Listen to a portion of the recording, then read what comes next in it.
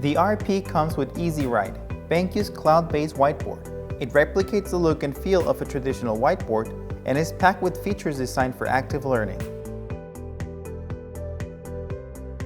Simply pick up a stylus or use your own finger to write on the board, and use your palm to erase.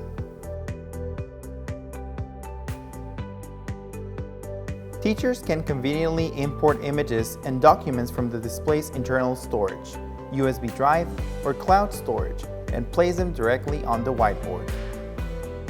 With the floating tool, you can capture the screen, including content from other apps, websites, and videos, and import them on the whiteboard. The class can then further discuss the content and make annotations. Students in class can simply scan the QR code on the interactive display to join.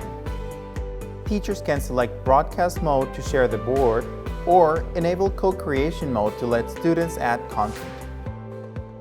While students at home can join by entering the room ID on the EZWrite webpage. EZWrite offers tools that help boost student participation.